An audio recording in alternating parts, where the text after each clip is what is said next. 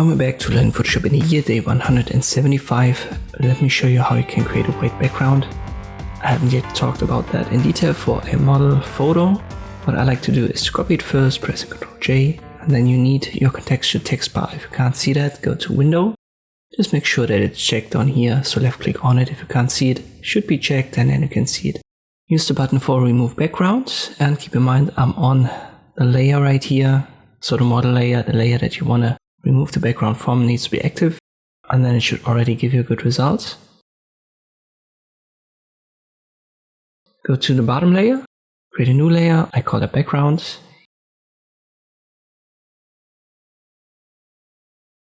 Use the bucket fill tool right here, make white your foreground color and left click on the empty area. If your color swatches aren't white, just left click on the color swatch and there you can adjust the color. Even though the result is quite fine, we have some details to fix, and depending on the image, these details are bigger or smaller.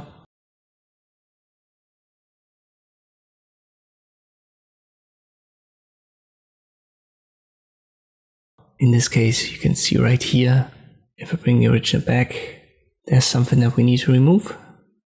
To remove stuff, you need to have the black color in the forefront, and you need to have the layer mask active. So right here, not the layer mask. Left click on it. Use the brush tool, make black your foreground color, adjust the size. Then we go to 25. The hardness for now is 0. So if I go over this,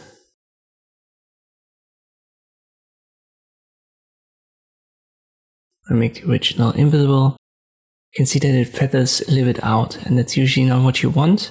You want to have hard edges, and you can achieve that by bringing up the hardness to 100%. If we now go over it, we have a clean edge, and that's way better.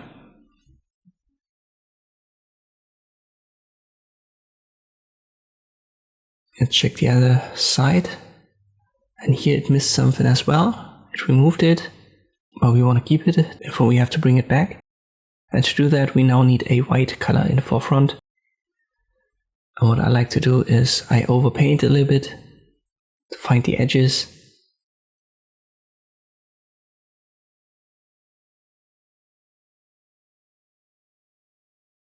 Then we make the brush bigger.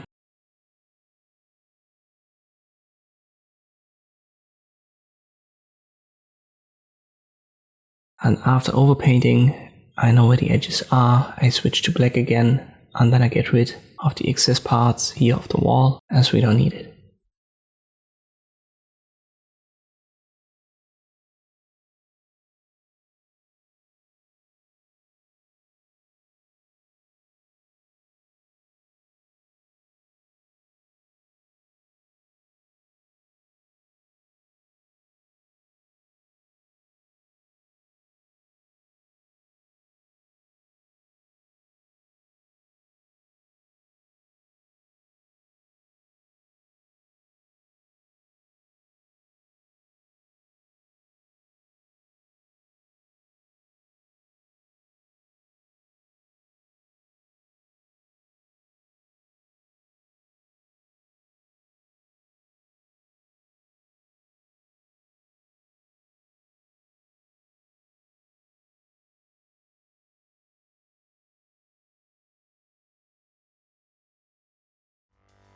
Now we've cleaned up these little details and our results are way better. And this is how you can create a white background in Photoshop. I hope this video was helpful, thank you for watching, and I'll see you next time.